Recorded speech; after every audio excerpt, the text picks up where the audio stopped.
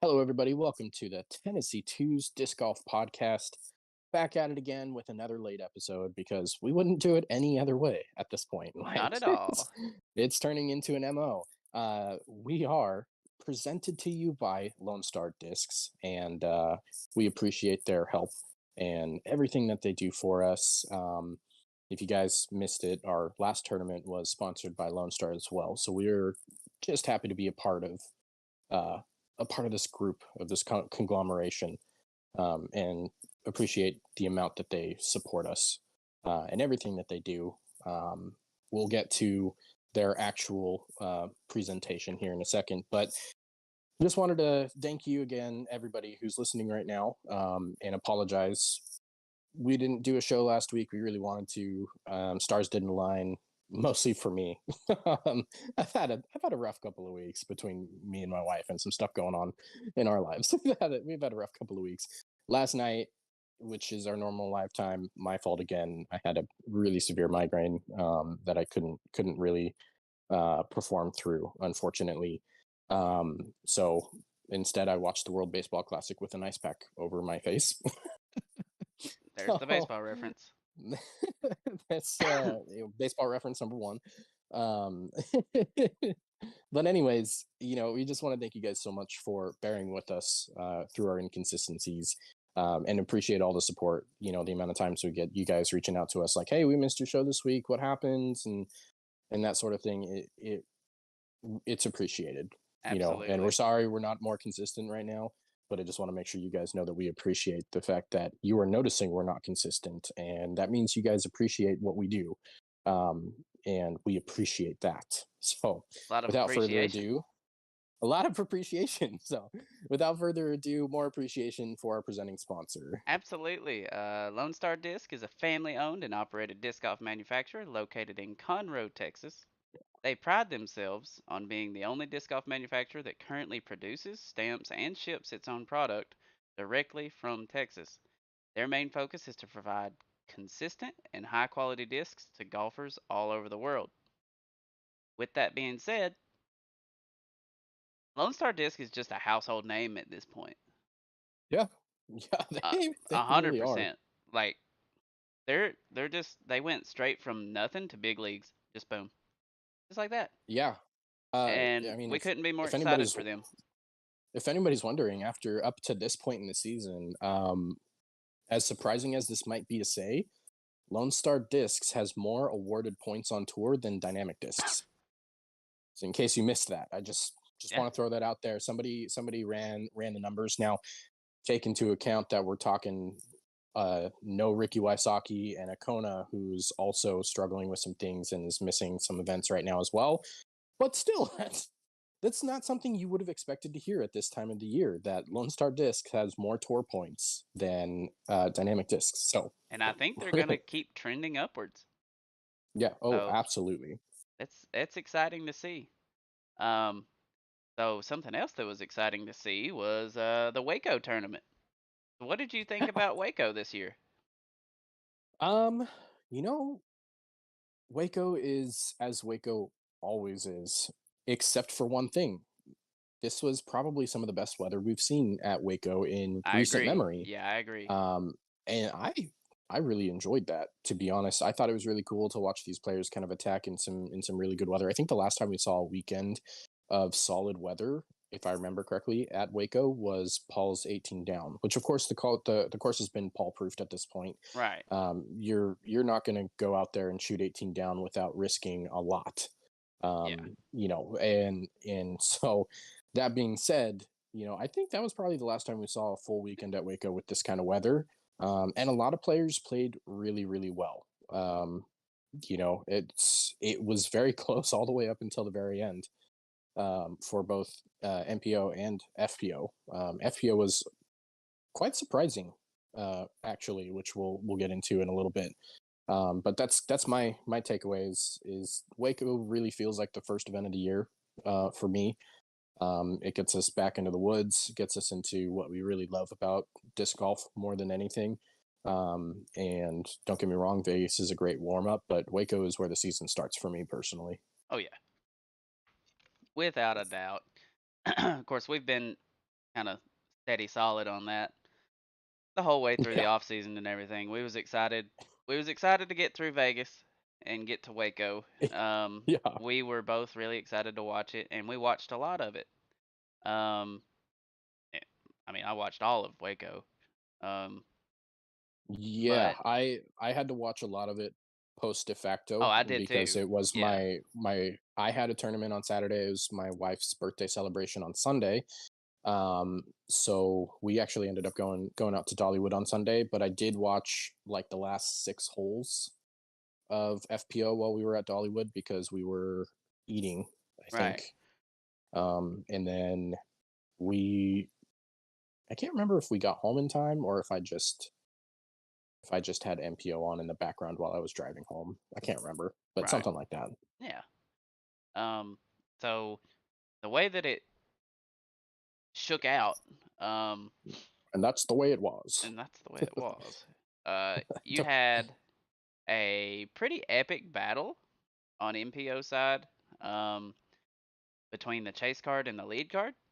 You had Kyle Klein and Adam Hammis pretty much neck and neck going down through hole 17. Uh, Duking it out. and then one miscue by Adam was all it took. Kyle got aggressive on 18, paid off, and there was nothing Yep. to be said. Um, so huge shout out to Kyle. Big win. Yeah. It had been 18 months, what I had seen since he Yeah. had won one. Um, so big congratulations to Kyle Klein. He Yeah. As go ahead. I was going to say, for anybody who didn't know, Waco actually set a record, a DGPT record, for most players within 2 strokes of the lead at 8 players going into the final day at Waco. So that was a new record on that day, and Then you were almost asking for somebody on chase card to push lead card to do right, something, and it pretty much shook out that way. Interestingly enough, if I remember correctly, Kyle Klein was actually able to watch Adam Hammis's upshot on 17. 17 Yep. before he teed off on 18. And that probably gave him a little bit of confidence. I think I remember hearing in an interview afterwards his knees were shaking pretty bad from tee to green on 18. But Yeah, you that was know, a little bit of a risk factor. I'm not gonna lie, he went for it. Um, yeah, but it sealed the deal. You know what I mean? Like we are big yeah. proponents. If you can seal the deal on a win, there is no shame in going for it. And this time it paid off. Yeah, I mean, well, I will always be the person who questions whether doing it was the right decision. Obviously, he did it and it paid off. I will never question the choice, though. I will Right. never tell him that it was the wrong choice. You can always question the decision, but in that moment, he knew what he needed to do and he executed. Yep. I'm sorry. I'm yawning 1,000 times already in this episode. We're Um, tired people. yes, we've been at it. But yeah, Adam, he done everything that he needed to do up until, I mean, he even got an ace. I mean, Yeah. like, Well, and then not only that, he was actually starting to fall off the pace when that ace came, yeah, and and that then he ace lit it up. ignited him. Yeah, he lit it Yeah. up after that. He did what he needed to do all the way up until 17. And Yep. it just it was it was hard to watch the fall of Adam um Especially on that putt. on That that putt on putt. 17, you It's hit the of anywhere that's not dead center. He hit one of the 2 other spots that you were looking to hit in that situation and did not get rewarded thanks to those prodigy baskets. I'm yeah. not going to blame the prodigy baskets. He should have made a better putt. But that was really heartbreaking actually to watch you know Yeah. to see him just go out there and just, I mean, missing that putt by mere inches basically. Yeah, absolutely. And he felt good about it out of his hand too, so it Yeah. was, one of those things that happens. That's the way the cookie crumbled. But yeah, Kyle ended up in first with 31 down. Adam ended up in second with 29 down. Cole Redolin was tied for third at 28 down with Calvin Heimberg. And rounding out your top five was Kevin Jones at 27 down. And KJ is here to play. Yeah, Uh, yeah, I he mean, sure is. it's a different Kevin than last year. I don't know what's Oh, different, but um, absolutely. A lot of it's like people are he's kind back to of being saying, himself again. yeah, a lot of people are saying, well, he took that comment about how Prodigy doesn't have another star player, which is not really what they were saying. It's just how it sounded Yeah, in the lawsuit filings with Gannon. But it's really funny that maybe he did read that and he did take it personally. It's maybe. entirely possible that that is real. But whatever it is, I'm here for it. Yeah, no, when KJ's doing good, everybody does good. That's the way I Yep. look at it. Um, Um, as for Kyle coming out with the win, on top of Adam kind of faltering there on 17, it's also important to note that Kyle came out and shot this single most impressive round of the entire tournament yeah, on 13 down. Sunday. That was the hot round, the single most impressive round of the entire tournament, and it could not have come at a better time. Yeah, yeah, 13 You know, down was impressive. It's impressive at Waco the way it is now. yeah, yeah, it Um, really is. yeah, so that's your MPO recap. We're gonna swap over to FPO at Waco, where your Waco champion is Kristen Tatar, shooting a 14 down with Ella Hansen at 13 down in second, and then Owen Scoggins in third at 10 down, and Sarah Hokum in fourth at 9 down, and three players tied for fifth: Haley King, Anakin Steen, and Deanne Carey at 8 down. Um, Yeah, so there was some drama on the last stretch, the final stretch, we'll say, yeah. between Kristen and Ella. You wanna walk us through kind of what happened? So I mean, essentially, the easiest way to put it is that Ella had a four-stroke lead going into 16, and over the course of those last three holes, and I believe even up until 17, over the course of the last two holes, she coughed up five total strokes. So really interesting to have such a monumental collapse and to do it on the part of the course where she should have been dominating. Honestly, if we're being completely honest about Kristen, she did not have her best stuff on Sunday.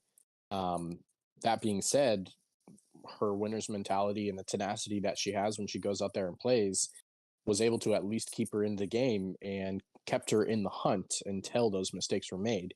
And she capitalized. And speaking of making decisions and questioning the decisions that would be made, as Kyle Klein went across and actually parked it, excuse me, across and parked it, Ella was the only player on that FPL lead card that did attempt to go across as well. And she just overturned it a little bit, pulled it a little bit, ended up going deep OB right over the water. And for anybody who didn't watch FPO but did watch a lot of MPO, it's the same mistake Paul made on days 2 and 3, where he just pulled one a little bit and overturned one. And I kind of mentioned more than once, I never understood exactly why Paul was turning them over in a tailwind in those situations. He has, you know, more than enough power to get there on hyzer only, especially in a tailwind. I thought that was weird choices for him, maybe at least in the disc selection, if nothing else. Not 100% sure. I don't remember exactly what he was throwing on those holes, but I did remember questioning that a little bit and thinking, maybe the throw was the right, but it was the wrong disc selection. Um, Ella, however, caught a ton of flack on social media specifically. It was all over Twitter as the talk of the town for an entire afternoon. Like, why would she go over there? All she had to do was lay up. I mean, she had a stroke to play with. Why would she go over there? And I just remember thinking, man, I can't think of why you wouldn't go over in Right. that situation. She has all the power in the world for FPO at least. It was a tailwind. Um, and it doesn't really matter in any case or scenario what you do there. She did not execute.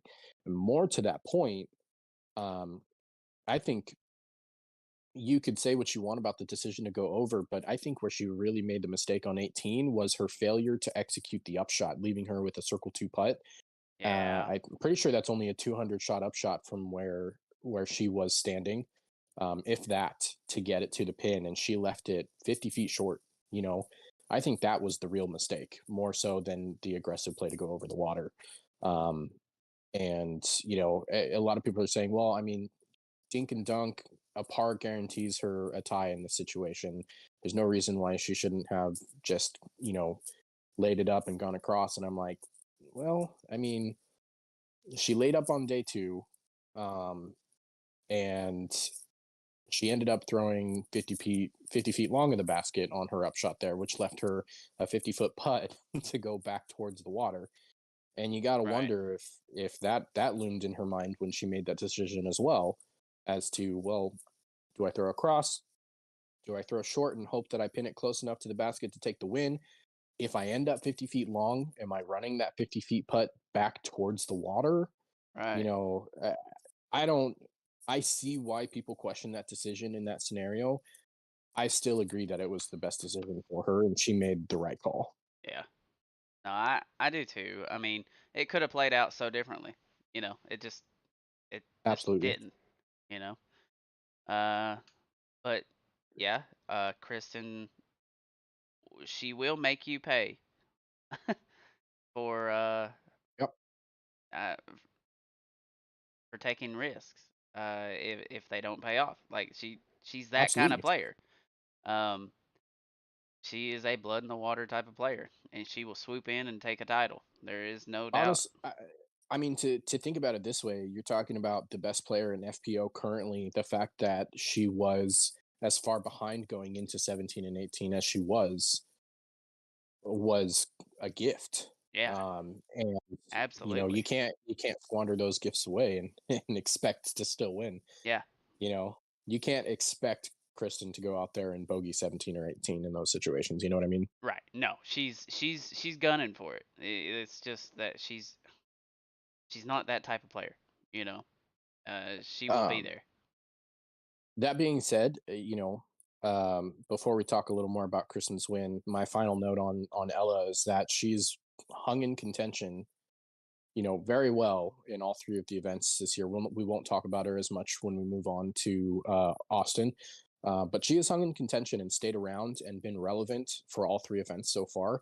And I look for her to continue to do that. I really expect that she is going to be a name to watch this whole season. I think she gets a win this year. I do. I agree. Yeah, I don't think that's a far fetched statement at all, and And I I'm actually going to expect it. specify I expect her to get at least one elite level win this year. Yeah. Oh yeah. No, no, I no. would I'm I would only talking say, elite. yeah, really really look out for her, especially Like out in Stockton, California for OTB or Portland Open. yeah, maybe even Um because Jonesboro. Something if something. if if her putting is as good as it has been so far this year, and we know that she has distance that 99% of FPO does not have, absolutely look for her to take down some of those bigger courses this year. Right. Yeah. Absolutely. Um. Yeah. So that's your recap of FPO for the Waco. Let's go ahead and squeeze on over to the next week available, which was the Open at Austin. Um. This one was presented by Lone Star Disc. Just have to shout that out since we said it in the beginning. Uh, Yep, yep, yep. let's see here. So, first thing that I want to talk about is the trophies. The Oh my gosh. the Stetson hats, like I gotta be honest, I hate quirky trophies. I loathe them with a passion. 90% of the trophies that we give out on tour, I look at and I'm like, that's the dumbest thing ever. Why are we giving that out for a trophy? These hats were quirky and unique, and I absolutely loved them. I loved watching both of the winners wearing these hats that is throughout their like interview. that was I thought it was awesome. glorious. I made an exception to my rule for hatred for quirky trophies for this because they were beautiful and glorious That's in every something sense that of the you word. can display too. Like you can Yeah, display that. absolutely. I it, it's Yeah. it's not like a disc you hang on the wall. I mean, Yeah. it's like It's not like Simon's OTB Open MVP disc that that he he's gave away throwing. and then got back after making the switch, okay? I mean, he gave his trophy away. Yeah, Even if he stayed with Discmania, he could have kept that and put it on a wall or something. No, he gave it away. yeah.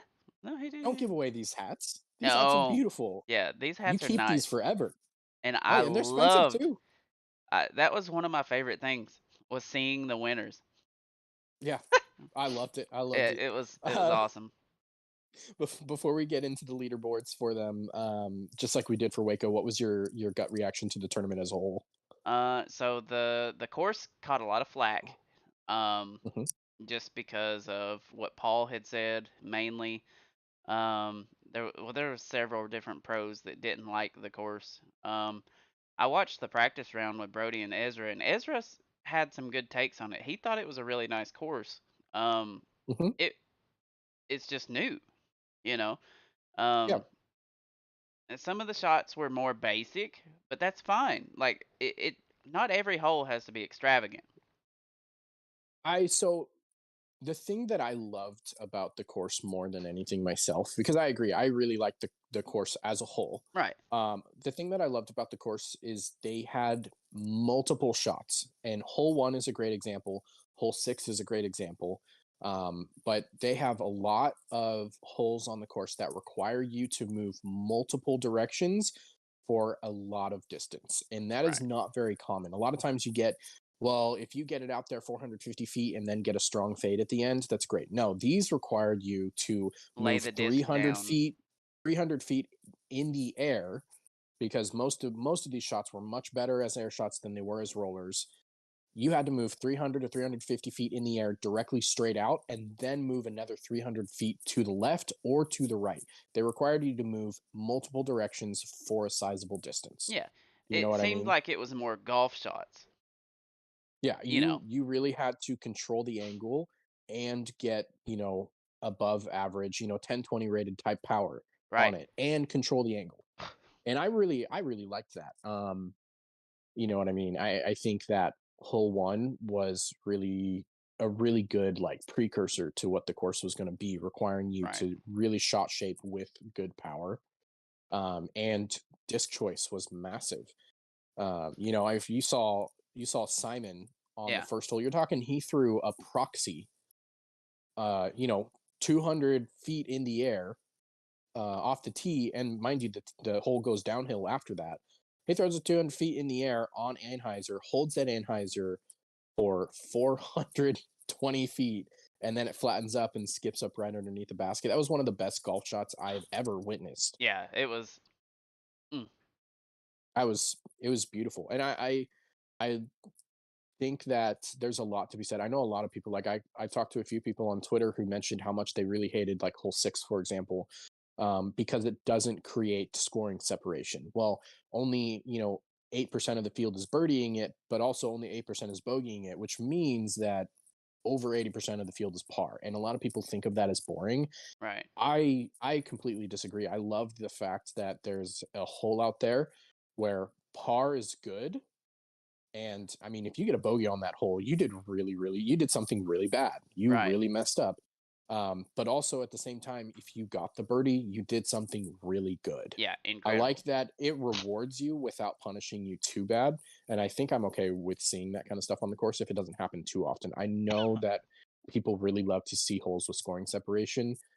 Um, but I like that there are holes that aren't going to be the biggest scoring separators, but really reward the best shots. Right. Yeah. No, I agree. I think this course did That a lot of that um rewarding. Um yes. And all things said, for anybody who didn't see the interview with Paul Macbeth that they decided to replay on DGN 7.5 times throughout rounds two and three, um, he basically said he didn't like the course. He was kind of miffed about the fact that they had to play the course, honestly.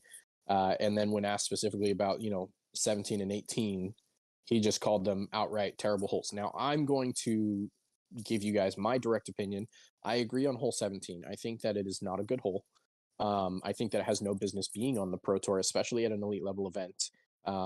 I think that it can be cleaned up, but I wouldn't really bring that hole back next year if they choose this course again, because it was the one hole that didn't fit the identity of the course to begin with. Right. And it was very lucky. I've been on record on multiple occasions calling it Plinko with frisbees, Yeah. because that's essentially what it was.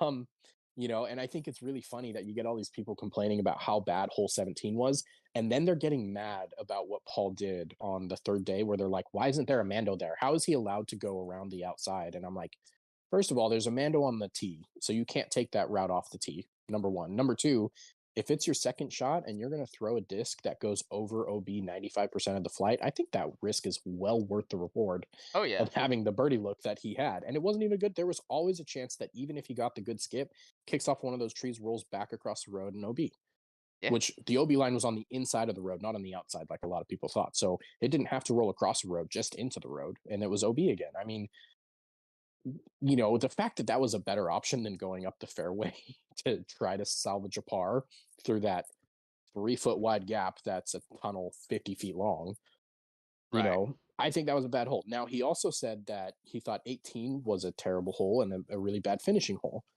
I'm going to flat out call him out on that. I think 18 was just fine. And number one, it had wonderful scoring separation. On day one, we literally watched it just take kids' lunch money. Hole 18 was a bully on day one, and I was totally here for it. And a lot of people really complained about it, and they were like, well, this, that, and the other. I'm like, hole 18 is literally hole 18 at LVC without water. Right. If you look at the Mandos, the shape of the hole, it's a little tighter fairway to get up towards the basket than 18 was. So it's a tighter 18 at LVC, but it's LVC without the ponds. And I know it's not pretty. It's not the prettiest hole on the course, but I think it's counterproductive to think that hole 18 at LVC, which is one of the better holes on all of their courses combined, call that a great hole, and to call this hole terrible simply because it's the same hole but ugly. Right. I thought that was a weird take, honestly. Yeah. No, I thought 18 was fine. I did too. It was fun to watch play. Yeah. And speaking of hole 18, the way that it finished out, MPO wise, you had the the young gun in the cowboy Young gun. hat, Mr. Gannon Burr, taking it down at 22 under. Simon Lizotte coming in second at 20 under. And then you had a tie for third, James Proctor. Nice to see him up there. And Calvin Heimberg at 19 down. And coming in fifth was Austin Turner, the lefty. Big lefty. Yeah, which that's what everybody always goes like lefty. Big lefty. He was at 18 down. Yep. And then it got really crowded after that. Got really crowded. Before we go on too much farther, I'd like to point out, as I pointed out with WACO, WACO broke a record for most players within 2 strokes at 8. They did it again and just went ahead and broke that record 1 week later at Austin with 9. Yep. Within 2 strokes of the lead going into the final round. So, this for a course that continuing, yeah. For a course that seemed to have a lot of scoring separation, I mean, people complained about all of the OBs left and right. For a course that had as much scoring separation as it was built to have, amazingly, it's a testament to where MPO is moving right now, that there are that many players on a course with that type of scoring separation up in the league. Right. Yep. No, I completely agree. So let's see here. Let me get the disc pulled back up. Mhm. So what did you think about Gannon's play in particular? Interestingly enough, I thought it was very fun to watch. He was always under control. It never really looked like he was trying to make a push for the lead. It's funny because at the beginning of the round, they talked about how Macbeth isn't really the chase downer that he used to be. And I've had a few conversations with some people like on Twitter and in a couple other places the last couple of weeks where it's like, Paul is not the chase down specialist that he used to be. And a lot of people are like, yeah, he's just not doing it. And I'm like, well, I mean, he's still doing a lot of the same things that he does.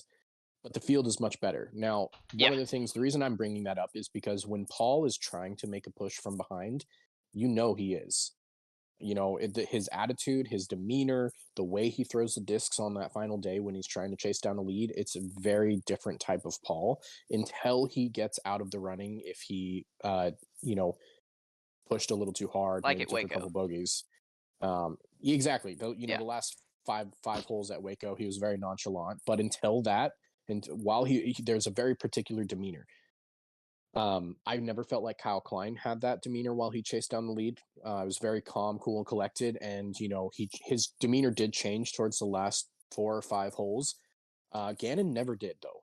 Gannon had the same demeanor from hole 1 all the way to the end. It never looked like he was trying to chase down the lead. He was just out there trying to play the best golf and hoped it put him in the position that it would be. Right. And he came out 2 strokes ahead. Yeah. To put it lightly, I mean, we were not even watching the lead card by hole 14, 15, where the chase card was at. We weren't seeing very much. Now, they were moving extremely slow, which didn't help. I tweeted actually that it was extremely awkward that we had essentially the winner in the clubhouse, and you just had an entire card full of Nikos out there that hadn't even made it to hole 17 yet.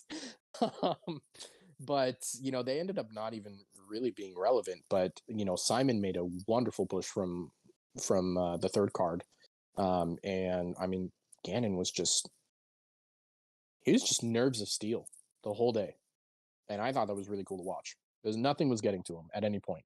No, he played very well. Simon played very well too. Yes. And Proctor moved up 9 spots on Sunday. I had a lot of people kind of come back at me and say that they thought that Proctor was the biggest winner of the weekend outside of Gannon and his actual win. Yeah. Proctor had the biggest win of the weekend and the biggest win so far. The way he's played so far this year on tour has been very impressive. He's actually getting to do a full tour this year. Yes. So that'll be exciting. He's really good, like really good. So, and these courses that we're about to come into, he's never played before. I almost think it's really interesting too when you talk about Proctor and the way he's playing right now. I'm almost worried for Proctor and his sponsors, because if he continues to play the way that he is this year, I don't know that Mint Discs will be able to afford him at the end of this year. He'll get swooped real quick. Yeah. He will get swooped. But he's putting on a good show for them, and I it's good to see. I like seeing Proctor in there. He throws the disc so hard. Like he's got a lot of power, raw power. Like, yeah, he's a big effort guy. He's kind of like Garrett, where it's like you can tell he's trying to throw far. It not reminds me of like Wiggins, like the way he throws. Like, okay, maybe not Wiggins. No, I mean, we're not. I'd say Double G is a really good. Double G is a high effort thrower. Yeah, but I just mean like he's a high effort thrower. You can tell he's throwing hard, but not like James Conrad. No, he's a special case though. I mean, you're talking. He's a high effort follow thrower on every tee. He's a high effort follow thrower. He's a high effort everything, man. if you need a plane runway out there on every tee, come on. I love the guy. I love watching him play. It's like every now and again, I'm just waiting for him to take flight off the end of the tee pad. Just right. Helicopter. Ponytail. But yeah, no, not quite that type of that. That's he's a special scenario. Yeah, but no. So congratulations to Gannon. That was a fun tournament to watch, and I don't understand all the hate. So just awesome composure. People are hating on him. No, understand the hate on the course. Oh yeah. But before we get into FPO, I do want to say I was not as big of a fan of the FPO layout. I don't know how much you actually watched of FPO. Yeah, I didn't. I think we're still running into the case of courses that are FPO are just worse, shorter versions of the MPO courses.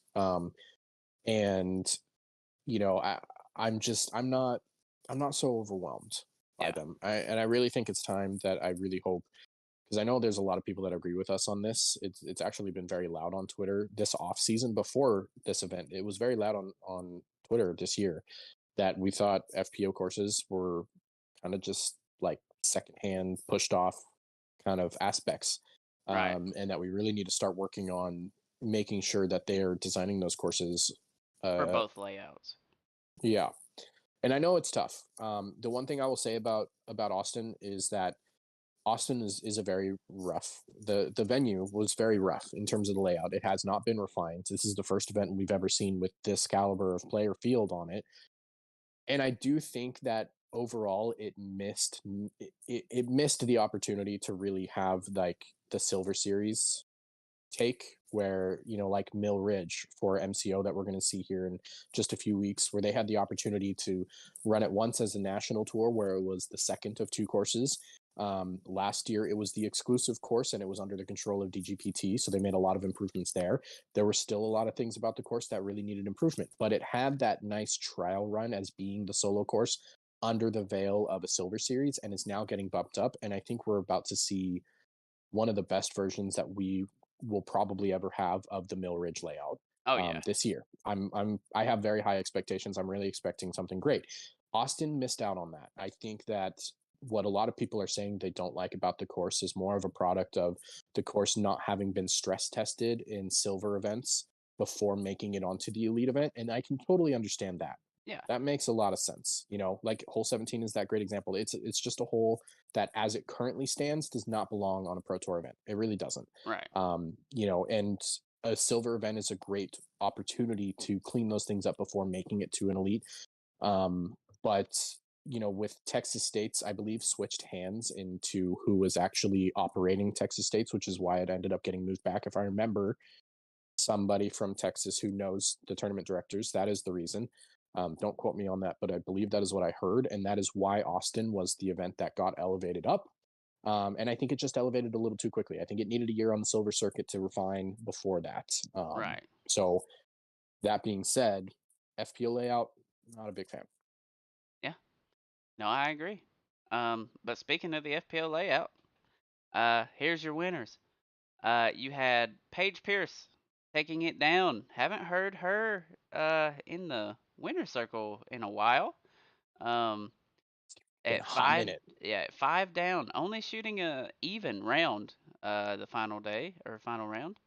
Yep. And then you had Katrina Allen at 3 down, taking second, and then you had a tie for third with Jessica Weiss, Missy Gannon at 2 down, and then you had a tie for fifth with Holland Hanley and Kristen Tatar at 1 over. Um,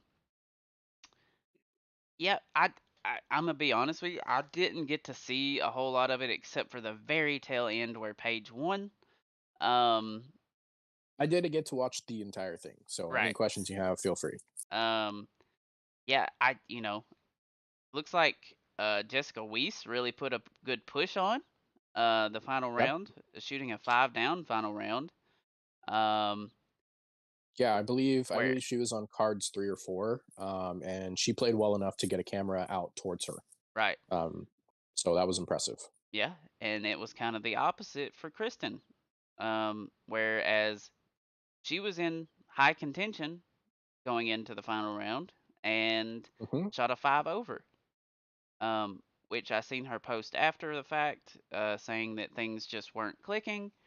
But she was kind of looking forward uh, to this happening. That way she can get it out of the way. She knows what to work on. She knows what to fix and move on. And if that's her Yeah, problem and she only took fifth place, yeah. I'm gonna be completely honest. So I think I saw personally what I saw was the same thing at Waco, where she really started to trail off. Mhm. Whew. Sorry if I went dark there for a second. It was the same thing at Waco. She really petered off on that final round. It was a less apparent at Waco. She kind of started to peter off mid round, final round of Waco, whereas she was starting to peter off a little bit in the second half of round two, and she just didn't have it round three at all. My personal observations I know she kind of pointed that she has some stuff to work on, and she's glad she has some stuff to work on. I'm gonna be completely honest. She looked out of energy. Yeah. Specifically, she did not have the endurance um, to make it through this course. Um, the disc coming out of her hand didn't have it lacked her normal zip, both forehand and backhand, pretty consistently. I think she threw the proper line with the proper disc 9 times out of 10 off the tee that entire final round, and she ended up short and fading early on almost every one of those. Um, so for me personally, I think you're just looking at somebody who is, and I'm not saying that, she's let herself go or anything, but she's out of shape. Her body is not built up the endurance, and she got fatigued there at the end. And it's pretty much more than likely directly related to her off-season elbow surgery. I know that she had the shortest preseason of basically any competitor on the FBO field in terms of how much she got to play Right. before coming out and competing.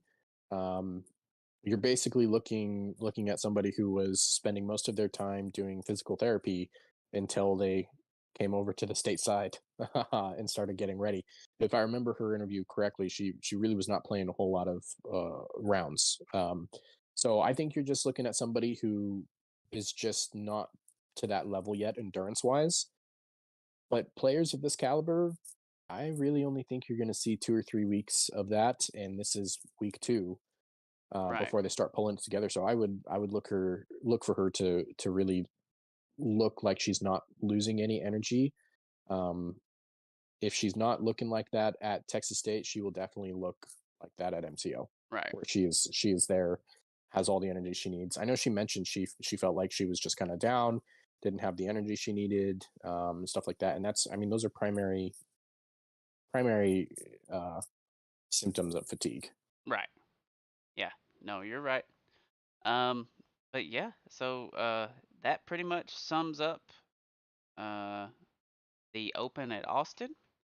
Mm-hmm. There was a little bit more drama that we'll talk about, and then we will go ahead and wrap this thing up. Um, so what do you think about um the registration list Mm. debacle? Well, for any of you guys who follow me on Twitter, our main page on Twitter is 99.9% me. For those of you who didn't know, and I have posted at least a little bit and answered a few comments about it as well. For those of you who did not see, Andrew Presnell tweeted that there were 16 touring pros at least on the wait list for Champions Cup. Um, Now, he didn't necessarily, I want to point this out, he did not directly call anybody out for this. I think he was just kind of pointing He out was that this like, is very "Hey, look, disappointing. yeah, This is disappointing. He said registration kind of went under the radar, and that was about it. Um, my tweet on the matter, personally, was that almost verbatim, something along the lines of, it really sucks that we're going to have to miss these players out there, especially for these pros that deserve to be there. However, uh, these are big boys and girls, okay? They are aware that their tour card does not apply to majors, okay? For anybody who doesn't know, now you know that majors are not run by the Pro Tour. Their tour card doesn't do anything for them in relation to this. The PDGA runs and operates the event single-handedly with help, and they do offer the Pro Tour to come in and assist with the event, but they don't really have much else beyond that. Um, and then, of course, awarding points. They do award points for majors, but if we're being completely honest, that's really a Pro Tour choice. It's right, not a requirement. It might be a requirement. It might be part of the deal when they absorbed the national tour that PDGA was like, we want you to award points for majors. I don't think so. I think it's more of they knew it was the best decision. Um, but overall, you're looking at a situation where they know that their tour cards do not apply for registration in this event. It is well known that they had to register for this event. It's not invite only like Worlds or something like that. And the registration was tiered. And by that, I mean that there are invitations that were sent out based on placements and stuff like that in 2022. So you could earn an invite. After that, there was an entire week's worth of registration for any player above 1020 rated. And if anybody's looking at that list, you might notice there are 6 players on that list above 1020 rated. Okay, that's a lot of players missing out on this event Right. of the highest caliber. And then there was a week's worth of 1,000 rated and above, and then there was a week's worth of 980 and above. And if you look at the list, you'll notice there's 5 or 6 players, if I remember correctly, that are below 1,000 rated in this event. And a lot of people are looking at the optics of this and saying it's a travesty. PDGA needs to do a better job. They're really dropping the ball here. You know, they shouldn't really be having They gave them these plenty he of twos time. and P2s and what fours and these guys. Do we really want to see these guys over Kevin Jones or James Conrad? I mean, how do you have a world champion that's not in this event? And I'm like, I mean, I get it. You know, I have 2 sides of the coin. I think everybody's at least a little bit of being at fault. Like, let's look at it this way. When you and I want to get into a tournament, what do we have to do? Right. We have to go on whatever we're registering on and register And we have by the deadline. Yeah, It's like, and it's not even just by the deadline. You have to consider that events fill up fast, especially a PDGA major, yeah, right? This is a major event that is open to anybody within the rating guidelines, and they had the tiered registration to assist touring pros getting in earlier. You know, that's the whole point of that tiered registration. But if you and I, like, for example, we have a few events out here in the Knoxville region that fill up the first day or the second day. If you are not one of the first people to sign up, well, tough luck. You're on the wait list. yep, I played 90% of the events out here along in that. And should I expect Joe Schmo from Indiana, who's only down here for this one event, to have to be kicked out because I'm a local and I deserve that spot more? No. So no, I think it's preposterous for us to say, well, I mean, they should really be kicking those people out to put these people in this tournament, right? right, You know, I understand the frustration, but that's not how this works. We were all responsible. They knew that their tour card was not going to work and that they were responsible for registering, and they failed in that aspect. However, I will say one thing. The PDGA, while I do not blame for this, should want their most prestigious events to have the most premier players in the country or in the world. And I do think that there's something to be said that there's a failure of communication on their part to not ensure that the premier players are all aware of when registration occurs. right. And who said that they did? You know what I You know, mean? It's I mean, a lot of people alluded to that there wasn't good enough communication by the PDGA. You right. know, I can't speak to that. Yeah, I we can't don't say I physically can't know. say PDGA hasn't come out and defended themselves like, hey, we sent out an email to all the touring pros on this date that I feel like they feel like it is what it is at this point. Like it's a exactly. And non-story. I see a lot of people who this was the big one that I saw multiple times. Well, why don't they just open up an extra hour's worth of tee times and get an extra 24 players in there? Right. Well, okay, that's great, but let me ask you: if the entire wait list was 990 rated, would you open up that extra hour to get them in there? Right. No, you wouldn't. So why are we going to basically let these players who knew that it was their job to register for this event off the hook? You know what I mean? Yeah. And even Presnell came out, like, he responded to my quote tweet and said, you know, I've already said this before, but I just want to say it again. Like, I understand this is my fault. It's my job to register for this event. I do think that there could have been better communication. Okay, I understand that. I like that he took responsibility for his failure and then made a suggestion. That's fine. I totally agree with that. I think we just all need to remember that this is their job. For a lot of these people, this is their main form of income, and they should be responsible enough Yeah. to handle that as necessary.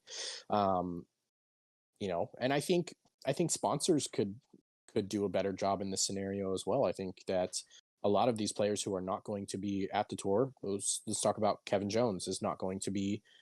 He's on the waiting list, so unless there's enough players that drops, he's not going to be there. Andrew Marweed's not going to be there. Aaron Gossage is not going to be there. Aaron Gossage is the last person on an almost 30-person wait list. There's almost no chance that he makes it into this event, No. as it were. And I think there's something to be said for sponsors to be starting to put assets aside to help their players along with tour management, including reminding their players, hey, you need to register for this event by such and such date. Don't forget, this is not a tour card event. Make sure you register.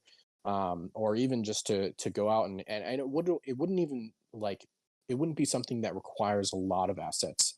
It maybe would be one more position in terms of the overall corporate scheme of hiring one person that is a tour manager for their entire team, Right. especially for the big manufacturers. Like there's no excuse, it seemed to me, unless he had something planned and it failed or dropped, and that's why he was like, well, maybe I'll go ahead and make it out to Champions Cup. There's no Right. excuse for Aaron Gossage not being there. You know what I mean? Yeah, I agree. And you know, we can't say definitively about any of this just because we don't know all the situations. But what's your take?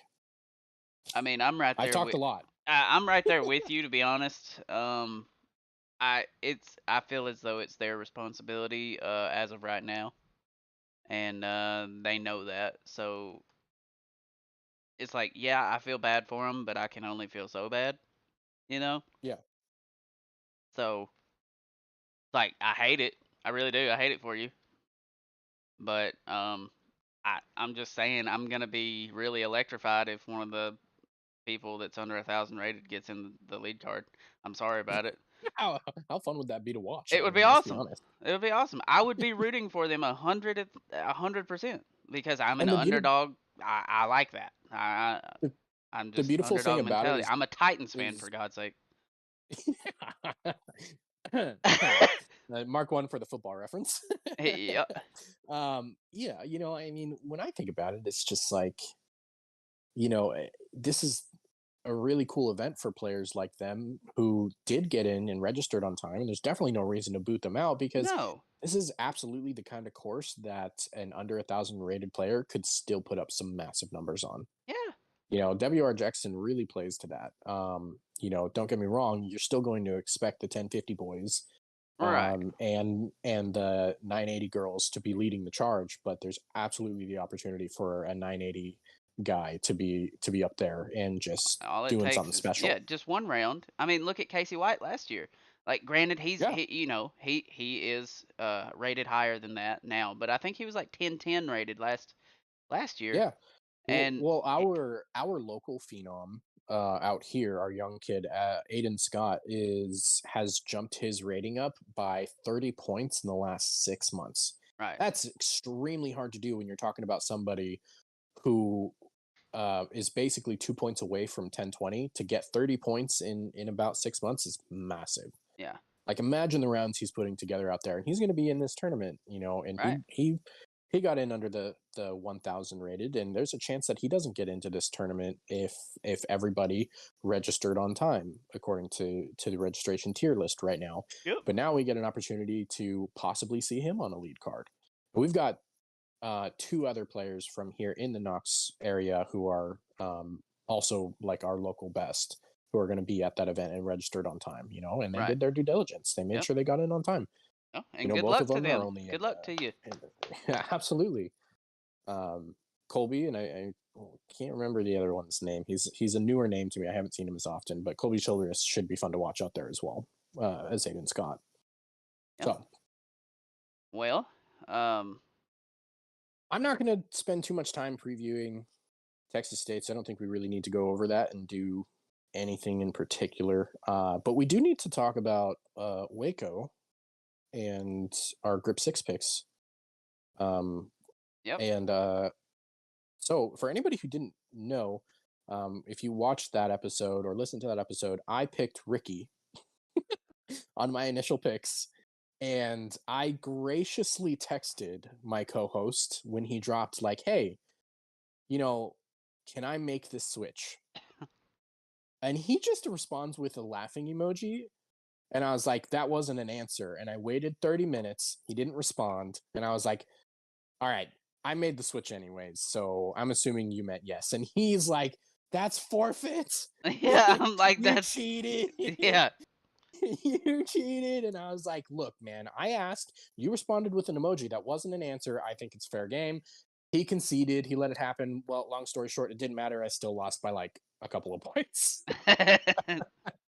But let me tell you, it would have been way worse if he hadn't put Joel Freeman in there. It would have I, been way I worse. picked really good for my Ricky replacement. Because I replaced Yeah. Ricky with Joel Freeman. I was kind of a stroke of genius, honestly. Yep. It just I think my downfall was one of my FPO picks. I don't remember who it was. One of my FPO picks ended up with like a 20 spot by themselves, right. and that was what killed me. If I had picked better on the FPO side, it's what really would have done it for me. Yeah. And this last week, he says he wants to wipe it clean. He doesn't want to count it. I made my picks. I texted him about making his picks. He didn't make his picks. Long story short, I picked Ricky again, who DNF'd. If anybody didn't know, If you just like, maybe it's you. Maybe it's so you. Just stop. so Just don't. I'm just saying, like, I made my picks and he failed to make his picks. So regardless of the fact that I ended up in the lowest 90% percentile, he didn't make any picks. He says he wants to wipe it. I think it should go to a fan vote. You guys let us know. I don't know. Somebody give us a vote. I'll do a Twitter poll. It'll be like, should our grip 6 challenge count for for it? Because I think that's forfeiture in my mind. If me switching Ricky out was cheating, this is forfeiture. And I let it happen. You did. You did. I'll give you a break this time around. I'm But not giving you a choice. next time, I'm making the rule now because you have a baby coming, which means chances are we are missing another show sometime this year, Oh yeah, leading up to an event. It's going to happen. it's gonna happen. So the rule is you are still required to make your picks 24 hours before the event. If you don't, it's forfeiture, and we're all aware. And no Even if we don't have dropouts. a show, you still got to make a show. No, so because we made the rule that if it happened, You made the you rule. can switch dropouts. You agreed to it. I said, "Is that fine?" And you were like, "Yeah, that's fine." So 24 hours up to the event. Any later than that, you're stuck with them. That you can make switches. It does have to be approved. So I have to, I got to be like, "Hey, this is my switch," and you got to be like, "Okay, great." So we're not like just throwing random names in 5 minutes before the deadline closes or anything like that. We're going to communicate better about this in the future. I promise. All But right, we that's the got it. rule. We've made a new set of official rules to make sure this goes a little more smoothly. If we don't have a show, 24 hours before the event starts is the deadline to get our grip 6 texted to each other.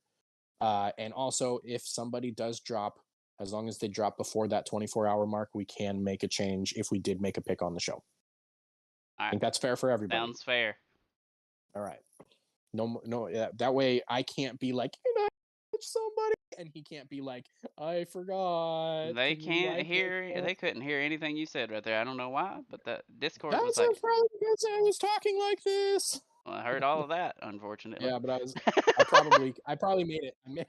I probably made it clip, and it was like, "Ooh, we're just gonna cut that all out." Yeah. But anyways, that this way, I can't be like, "Oh, somebody dropped. Can I make a switch?" And then there's not a rule in place for it, and he can't be like, "Well, I forgot to, or I didn't have time to, or I forgot." I mean, I texted him. Like, "Hey, make sure you make your grip 6 picks," and I screenshotted my picks and sent it over to him, and he Yeah, did not do that in kind. I was not there. Not I don't blame able him. to. We both had some massively busy weeks, but and whatnot. But let's see. Was there anything else controversial to talk about? I mean, not really. Um, no. Yeah, I just I can't mean, think about. honestly, just the only thing that we can do here now is Oh, actually, I take it back. There is one more thing we need to do tonight. Do you still have a little bit of extra time? yeah. Okay. It is time. It is actually that time because we said we would do it after the Texas Swing to review and update our power rankings. Oh, yep, you're right. Do Well, you have our first power rankings available in front of you? it's not technically after all of the Texas Swing. Do you want to wait until after? Well, You I want said to we would do it. I said we would do it at 1 month, and we're about the one month after LVC right now. right. I just didn't know if you wanted to maybe wait until after Texas States. Um, Uh I know it's a Silver no. Series, but Yeah, I try not to give as much because in terms of Silver Series, the only person who gets elevated by the Silver Series is the winner. We don't really talk too much about they got a second place finish at a Silver Series. Right. We really only give credence to the winner. Whereas, we're 3 Elite Series events in, with a week break, so that's a 4-week span. I think if you can find that list, Yeah, see, it that's the might be problem. gone. We don't really need to find the list. We can go from scratch. Well, no. Give me a minute. Keep going. So in other news, In other news, I did play a tournament myself this a few weeks ago, just in case anybody was wondering. For my personal tournament recaps recently, we had a couple of things in the last month that we did.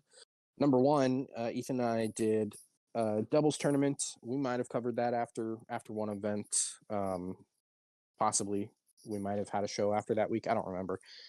Long story short, for that, we played decent enough.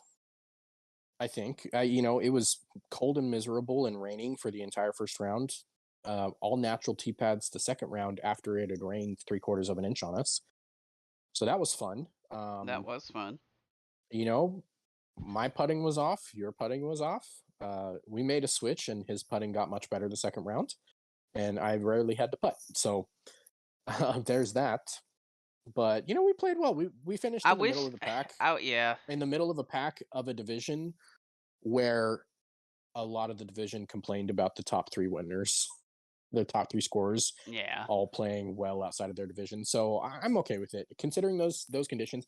If we had concrete tee pads on the second course, I would have been disappointed with where we placed. That second course is much harder without having good tee pads than the first course was. So I'm okay with what we did. We both threw some really immaculate shots, and we both threw some really bad shots. Yeah. So the only thing that really held us back, honestly, was we both threw good shots on the same holes and threw bad shots on the same holes. Right. So we didn't leave ourselves with a lot of options to be like, you can throw a bad shot here because I've already thrown a good shot. Like, we didn't do that very often. If we threw a bad shot on one hole, both of us threw a bad shot, and that was disappointing because that made it harder on us than it really needed to be. But other than that, I did also play a solos tournament this last weekend, like I talked about, not this weekend just now, but 2 weekends ago.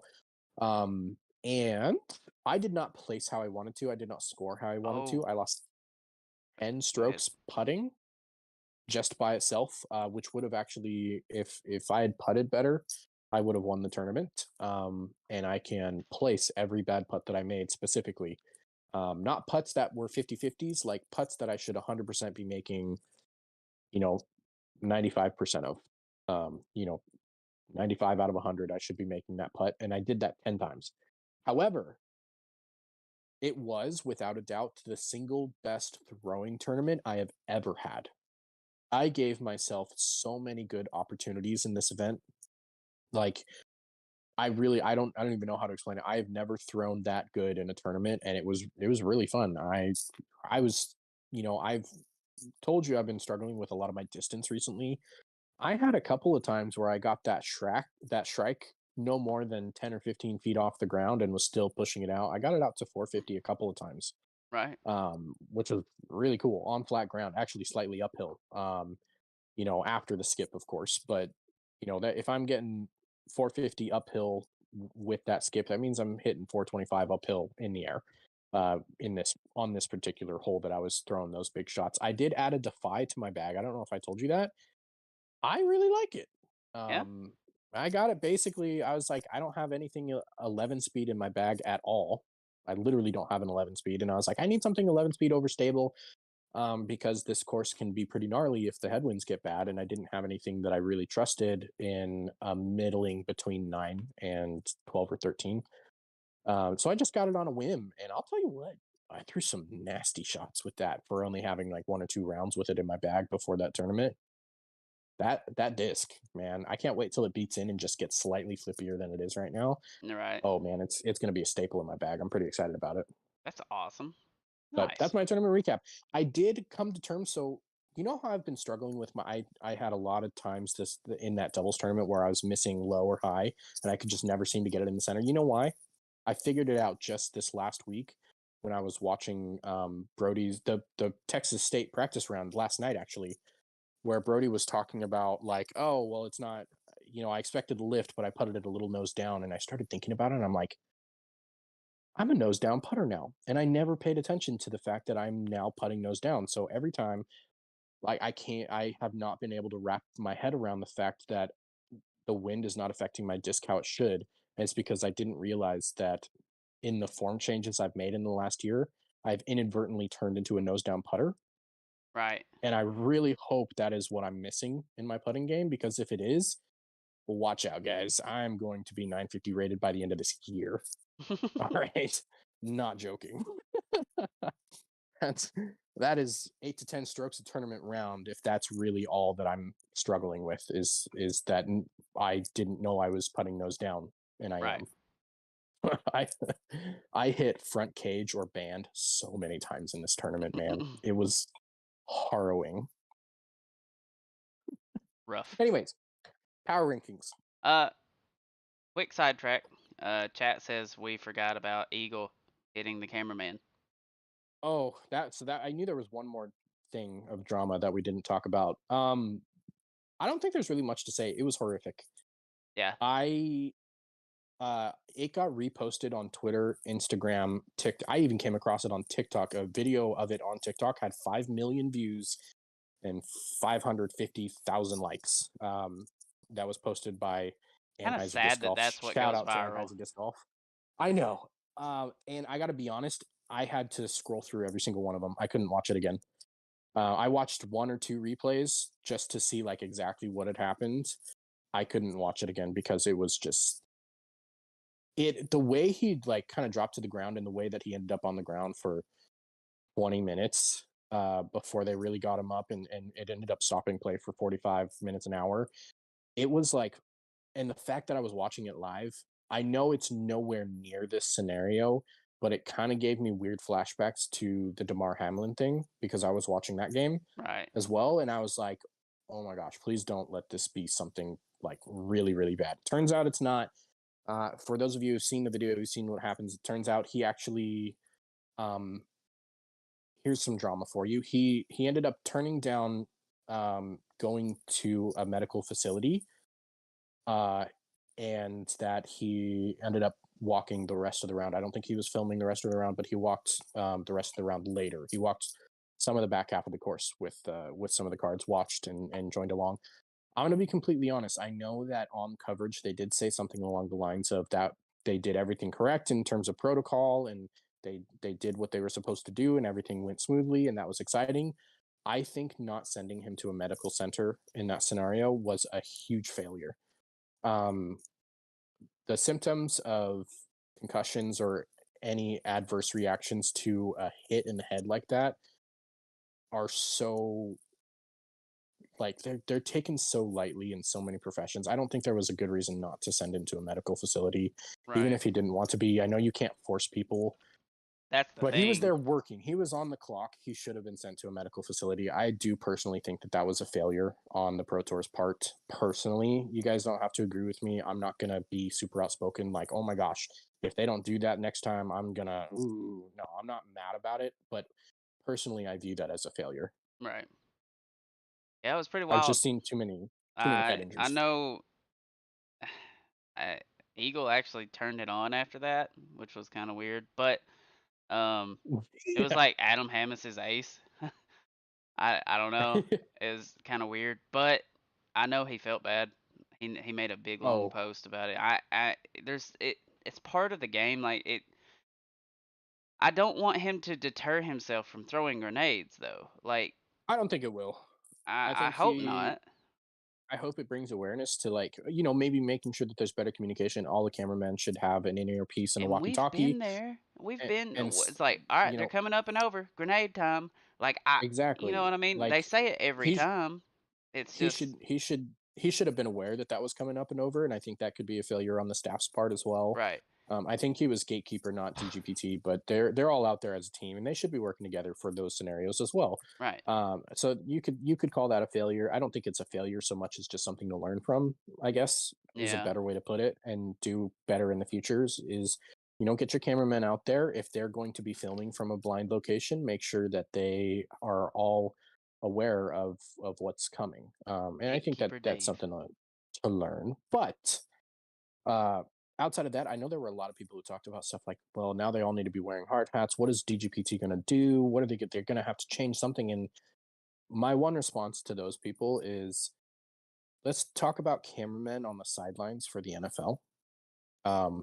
We see 10, 15 cameramen get absolutely blasted or taken out by a player every week. Yeah.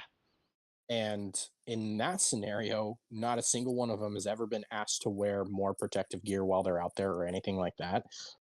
I don't think this is going to come to the point where they're going to be like, you need to wear hard hats while you're out there. This is a freak thing. It's probably not going to happen again for who knows, probably 5 or 10 years before we ever see this happen again, actually on coverage. Right. And it is what it is. I don't know that there's really a good option to actually protect those cameramen any better than they already are, besides communicating. Yeah. No, I agree. I agree. All right. Now into the power rankings. Yeah. And so last power rankings, which was our first power rankings of the year season. We had Paul at 1, Calvin at 2, Simon at 3, Gannon at 4, and Ricky at 5 for MPO. This is gonna get shaken. Yeah, so I'm sorry. Can you recap that again? Paul 1, Simon 2, No, Paul 1, Calvin 2, Calvin Simon 2. 3, Gannon Okay. 4, Ricky 5. Okay. Paul is not 1. Anymore. No, anymore. No. Um, Uh, so my first inclination is to slide Calvin Heimberg up first into first. okay. Based on his win and his placements in Waco and at Austin. I would say personally, I don't know how you think about that, but I think he's still I was kind of I was in a mix between Calvin and Gannon. Um, uh, sure. I'm fine with one being 1, one being 2. Um, so if you want Yeah, to let's put go. Calvin 1, we'll put Gannon 2. Yeah, Gannon's through partially not his fault, partially his fault at LVC didn't look very good, so he kind of had to, Right. you know, run everything back. We're not including Memorial in this, which Gannon did win. I'm sorry, but it's Memorial. Right. Um, so I still think Calvin 1, Gannon 2. That is within a week or two of being switched, which of course we won't do this again for another 4 weeks or so. Probably not until after Champions Cup is the next time we'll do this. Right. But right now I'm comfortable with Calvin 1 and Gannon at 2. Yeah, same. Um, and honestly, um,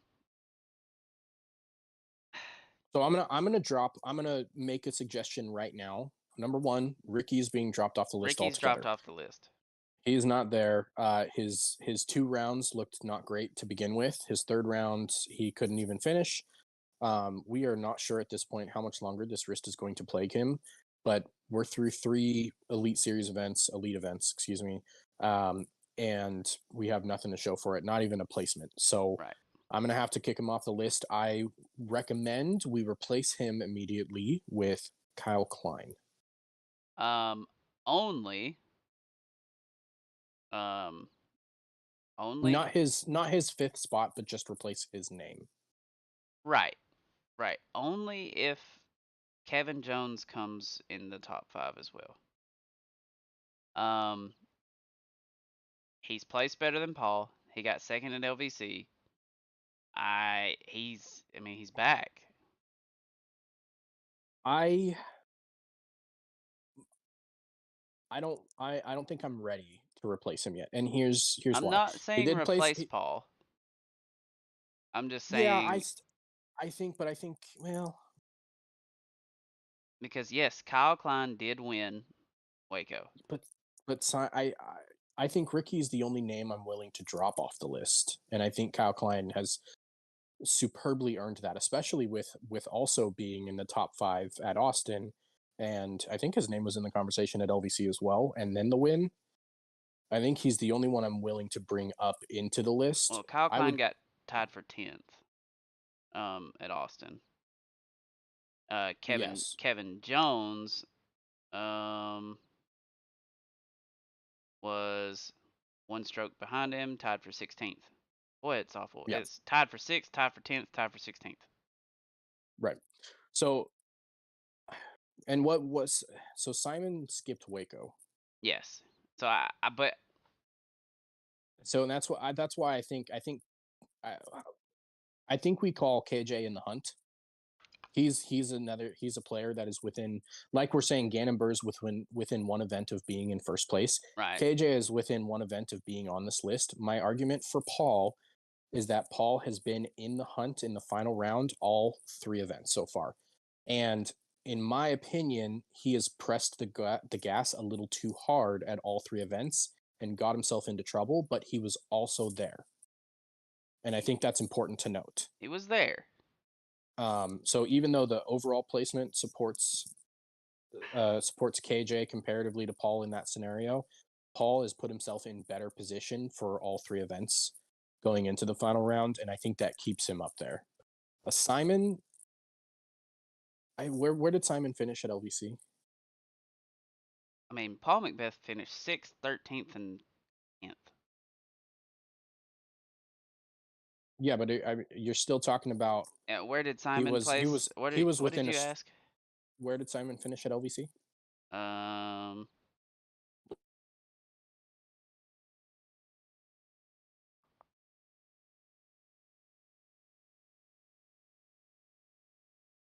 47th.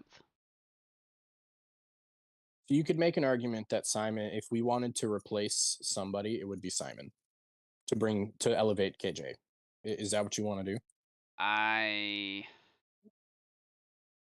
with him not playing Waco, he's made one good showing so far, and it would be extreme recency bias to keep him in. Whereas Kevin has looked a lot more consistent. Um, I understand that Paul has been in the hunt, So but he's not how done about how about anything with it. how about we do this? We do um so Calvin, Gannon, Kyle, 1, 2, 3. Um, we can put. I'm okay with putting Kevin Jones at 4 if you really want to, And and putting have Paul at Simon and Paul tied 5. at 5th. I think I'm not willing to knock Simon off the list completely because yeah, he looked really good at All Stars, and you might say LVC didn't look as good. He had to battle a lot more adversity in terms of course design, in terms of the fatigue he admitted with his elbow. He's like, I overdid it at All Stars. I was a little bit, and he was experiencing wind at LVC that he had not experienced with his new discs yet. And I'm willing to blame the bag more so than his play for LVC. And I thought he Right. really made up for that in Austin, and a no-show at Waco, which he was never planning to attend. I'm not willing to knock him off the list for that. Let me see So I'm real okay with quick like a what. Paul and Simon tied for 5th. Yeah, so Kevin. Okay, I'm cool with that. Kevin. I mean, he went I'm 2nd, 5th, and 10th. yeah, He I'm not deserves willing to to be knock there. So I'm gonna I'm put not willing to Kevin knock at Paul 4. off. Yeah, I'm not willing to knock Paul off because he has been on chase card for the final day, all 3 events within 2 strokes, I He just believe. didn't do anything with it. He went down. Yeah, he well, yes. He's not got a He single top 4. He LVC, doesn't yeah, have a but the single thing top is, 5, Yeah, but you're also talking about a player who is willing to risk it all to get up into first place. but it's not working. No, but he's also put himself into that position more often than not, which is still enough for me to keep him up there. So that's my. As I'm far going to take as the final placement away yeah, and look at the fact that he is in position all 3 events, and he's simply pushed the gas a little too hard and spun out. Right. all right. So So that's why I'm keeping him there, and I'm comfortable having him and Simon tie to keep that spot. we got to narrow it down. That's it. That's 1, 2, 3, 4, 5 with the tie at 5. No tie. No, we're keeping him there. No tie. It's not a top 5 that way. I mean, So you're wanting to other keep sports Paul. do power rankings where they'll tie people at certain spots. Not the Tennessee Twos though. So you want to keep Paul at 5. I disagree. Yeah, Paul's been in better position than Simon consistently. Okay. I mean, Simon got that second place from the third card, which was really impressive, but he didn't put himself in a position there. Right. And skipping Waco is going to be the biggest knock on him in the scenario. Skipping Waco and 47th at Now, Las I Vegas. might add that skipping Waco was a very good decision in my mind. I think that rest was very good for him, given he was mentioning his elbow was sore Right. after LVC. I know it was planned beforehand, but it was a good decision. Yeah. No, I agree. And we'll put it this way too. Simon is within one event of knocking his name back up onto the list. Right. And so is Ricky, but we shall pick it back up after Champions Cup. So, the problem with Ricky is Ricky is always within one event of bringing his name back up in the list. The reason he has to be knocked off is we have no timetable for his return at this point. And he tried to come back and he swelled his wrist right back up. It could be 1 week, it could be 4 weeks. We just don't know at this point. One thing that we need to keep kind of note on as well is the other young gun, Cole Radalin. He's definitely in the hunt. So yeah, and for those of you saying, well, I mean, Cole just hasn't been there long enough to do. You don't have to be there that long. This is power rankings. This isn't who is the best top 10 players in the world right now. We're talking recency bias is so much far more important in power rankings comparatively to your overall rankings, right? So he's definitely in the hunt right now. No, I agree. Him, Simon, and Ricky are in the hunt. He threw, he threw the single best round at Austin. Yeah. By himself. It wasn't enough because day one was a little rough, but yep. To get yourself up to where he was, impressive. Yeah. After that day one. Absolutely. All right. So now going over to FPO. Just to wrap up MPO. So we have Calvin at 1, Gannon at 2, Kyle Klein at 3, Kevin Jones at 4, Paul McBeth at 5. Yep. All right. That is our second Simon take of power rankings. Yes, exactly. So with the FPO, we had Kristen at 1, Katrina Allen at 2, Owen Scoggins at 3, Paige Pierce at 4, Missy Gannon at 5.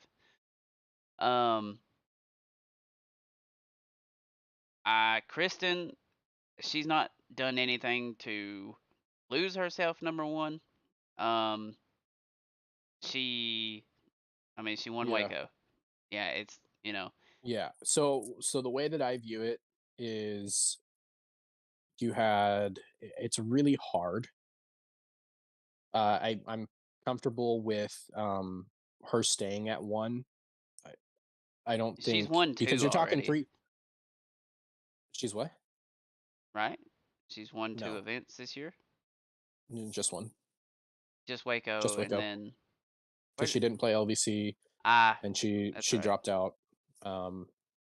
Dropped out of the top 5 in Austin. But the win at Waco is enough for me to keep her there, given that your next 2 competitors in line, not including Owen, we'll talk about Owen in a second.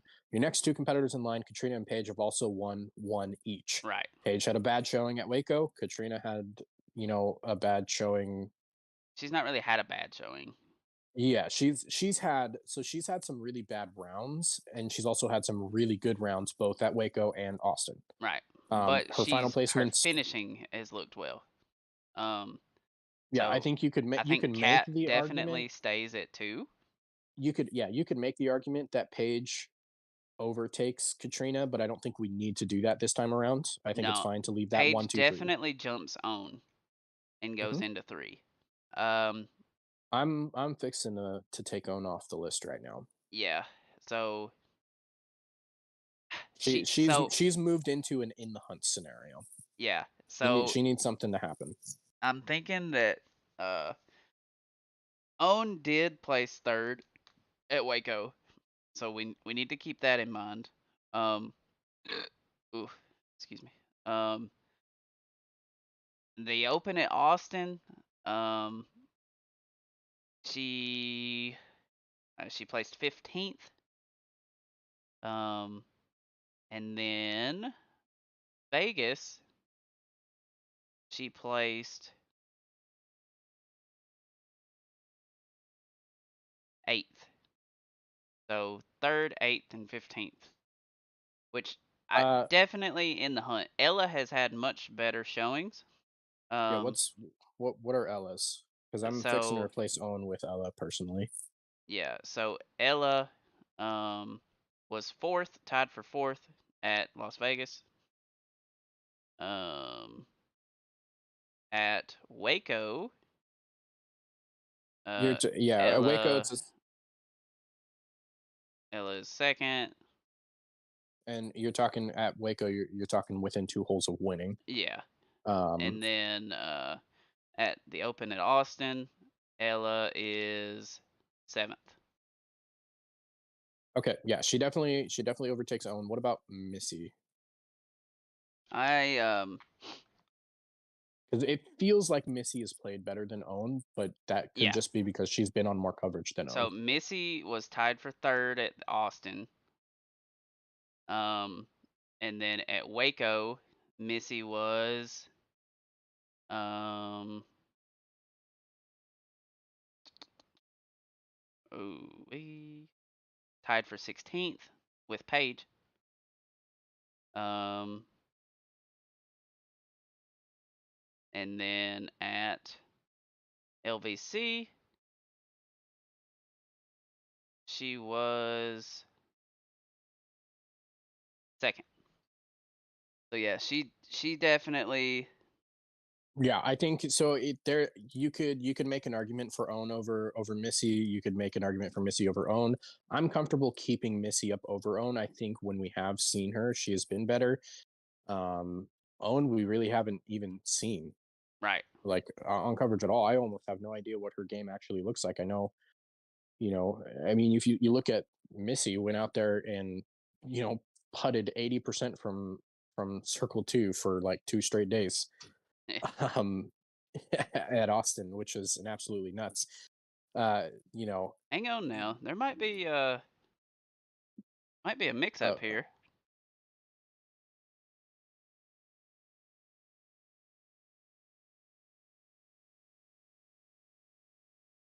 Hmm. are you looking at standings? Yeah, no. Look I'm at looking at look placements. So, look at the standings category because it'll tell you where everybody placed in order and their points. If you look at the standings category on UDisc, right. that's what I usually look at. So that'll also give you another opportunity to look at who's there Well, and what their placements were. that has Katrina in first, Sarah Hokum in second, Ella Hansen in third, Jessica Weiss in fourth, Missy Gannon in fifth. Okay. Um, Now, we're you have to remember that a few of our names only played 2 of the 3 events, which is going to knock them off. And also, there's some people who have been awarded points for the preseason events in December of last year. So don't look too much at those specifically, but it should show you their placements at each of the 3 events as well. So you said Sarah Hokum. What were her placements? um, her placements were uh 17th, 4th, and 16th. The reason that she is so far up there is Lake Marshall Open, she tied for second, and New World, she tied for third. Okay, so she gets Um, she gets extra points, yeah. so we can disqualify her for this month. She Yeah. hasn't done enough in my mind. Jessica Weiss played 7th, 16th, and 3rd. Um, that's that's respectable. Um, one that I was looking at was Holland Hanley though. 3rd, Uh, 21st, and 5th. yeah, I think that moves her into the in the hunt category, but I don't think that moves her onto the list. Yeah, because Owen is 8th, 3rd, and 15th. It's literally And then Missy the was what, same. 16, 17, 16. Wow. Second, 16th, Second. and third. There's no Yeah, doubt that second, 16th, Missy and third. is there. Yeah. Yep. Okay, so but we do have some names that we can watch going into this next month for this. But I'm comfortable leaving Missy because Missy rounds out with five, right? Yep. Okay. Yep. And so our FPO power rankings for or our second power rankings for FPO this season is Our, Kristen at 1, Katrina Allen at 2, Paige Pierce at 3, Ella Hansen at 4, and Missy Gannon at 5. yeah, I'm comfortable with that. So first update of the year, 1 month into the season, three And elite events. there's been a lot of changes. There's Yeah, only been 2 people out of all 10 that. Oh, nope, there's 3 people out of all 10 that stayed where they are. 3 out of the 10. yeah, stayed where they are, and we had three names completely drop off our lists, Yep. which is impressive. Yep. You know, I was not expecting to move Kyle Klein onto this list so early this season, but you know, he's definitely earned it. Yeah. Um, I'm with that for sure. yeah, All yeah. right. I'm just saying, you know, for MPO, might be the season of the young guns. It might be. It's looking like it. But with that being said, I think we're good. I think we're out of Yeah, here. What do you that's it. think? That's it for me. All I right. don't have anything else. I'm getting tired. Yep. I need a Sounds nappy. like a plan. Go get you a nappy then. A little nappy time. we will we appreciate everybody for tuning in. We appreciate all the listeners after the fact. Don't forget, catch us live. You really never know when we're gonna go live. So just have We're those trying. notifications on. Make sure to Yeah, make sure you subscribe to the YouTube channel, and subscribe, click the bell. yep, You can say click that the now bell. because we're That on way you get YouTube. the notification. Um, and we will try to get back here next week and do some previewing. Um, and we'll do some short covering of the Texas states. But Yeah, yeah, we'll talk about it a little bit. I haven't looked at the fields yet, so I don't even know who's going to be there. right. But yeah, we'll have that for y'all next week, and we will see you guys later. And any closing thoughts? Closing thoughts. It's almost Music City Open time. I know, almost Music City Open Boom. time. So let's get that going. Until then, we'll see y'all on the next hole. Peace.